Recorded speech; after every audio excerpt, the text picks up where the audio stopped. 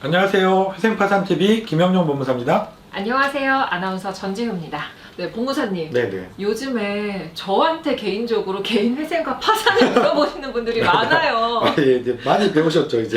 네, 근데 제가 이제 답변을 네. 못 해드리다 보니까 네. 질문 받았던 것 중에 좀 여쭤보려고 하는데 네. 사실 개인 회생을 신청하시는 분들도 네. 자동차를 소유하고 계신 분들 많잖아요. 그렇죠. 많이 계시죠. 네, 그런데 이 개인 회생을 할 때 재산을 지키면서도 할 수 있다고 들었었는데 네네네. 네. 그럼 자동차도 개인 회생을 신청하시는 분들이 유지하면서 개인 회생을 할 수 있는 건지 좀 궁금하더라고요. 이거 사실은 자동차를 갖고 계시면서 신청을 준비하시는 분들이 되게 중요한 문제가 돼요. 아, 그런가요? 예, 많이들 갖고 계신 이유가 필요하기 때문이죠. 그쵸. 직장을 출퇴근하는 용도로 쓰시는 분들도 많이 계시고, 뭐 자동차가 생계 수단인 경우들도 많이 계시고 그렇죠. 근데 이게 개인회생을 했다가 자동차를 유지가 안 된다 그러면 개인회생 자체를 고민을 하시게 되시겠죠. 원칙적으로는 말씀하신 것처럼 개인회생은 부동산도 자동차도 모든 재산을 유지한 상태로 진행이 가능하시기 때문에 자동차 유지하시는 게 가능은 해요. 근데 사실상 유지하는 게 조금 어려운 경우들도 있어요. 첫 번째로는 기준이 되는 게 자동차를 살 때 대부분이 내 돈 다 주고 사진 않잖아요. 저희가 자동차를 할부로 구매할 때는 보통 자동차에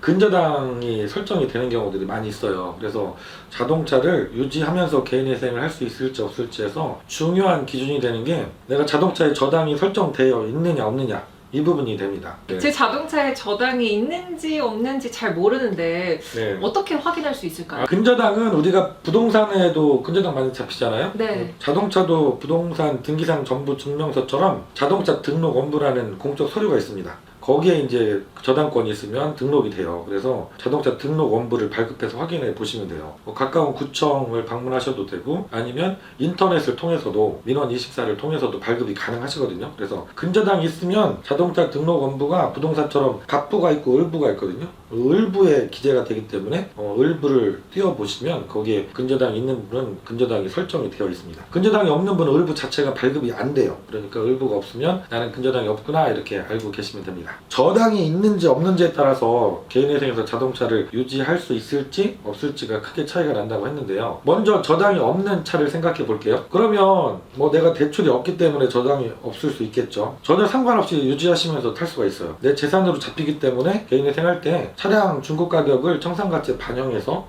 그거 이상만 변제를 한다 이 원칙만 지켜주시면 되고 차를 유지하시는 데는 전혀 문제가 없어요. 내가 대출을 받았고 또 근저당까지 설정되어 있다고 하면 별채권이라고 하거든요. 부동산에 근저당 설정된 경우 마찬가지로 자동차에도 저당이 설정되면 이건 별채권이라고 해서 개인회생하고 상관없이 별도로 할부금을 갚아 나가야만 차를 유지할 수가 있어요. 근데 이렇게 되면 어떤 부담이 생기냐면 법률상 차량 유지는 가능한데 그 저당을 갖고 있는 채권자들도 할부금 잘 내면 그냥 차는 유지하셔도 됩니다라고 얘기를 대부분 하는데 본인께서 변제금을 납부하고 또 할부금을 별도로 납부해야만 차량 유지가 되니까 금전적으로 부담이 많이 되시는 경우도 생길 수 있어요. 이 차를 내가 유지하면서 개인회생을 과연 해나갈 수 있을까?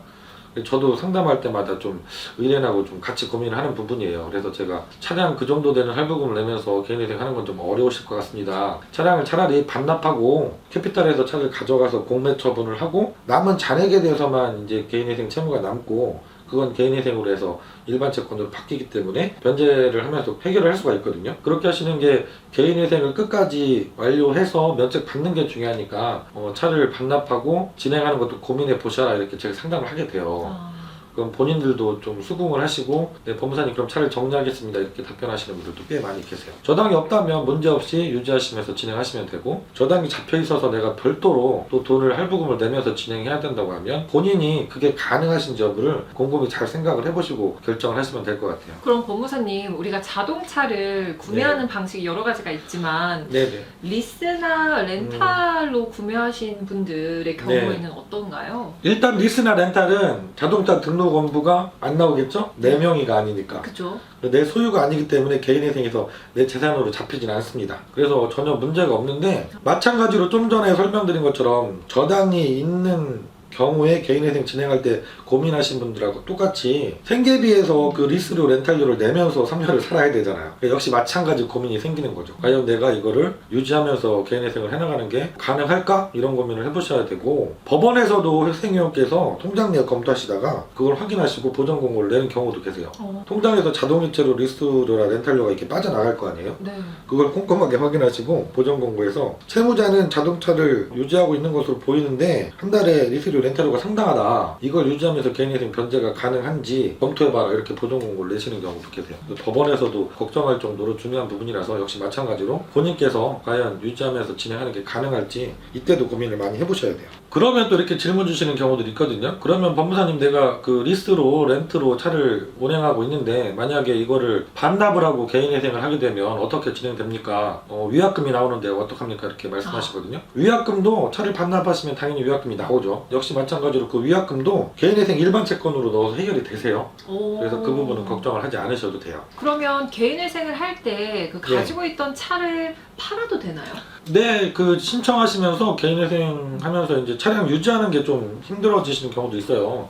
유지비도 꽤 많이 들잖아요. 특히 고가의 차량을 갖고 계시는 분들이 뭐 고민하시는 경우들이 많은데, 처분하고 가셔도 전혀 문제는 없습니다.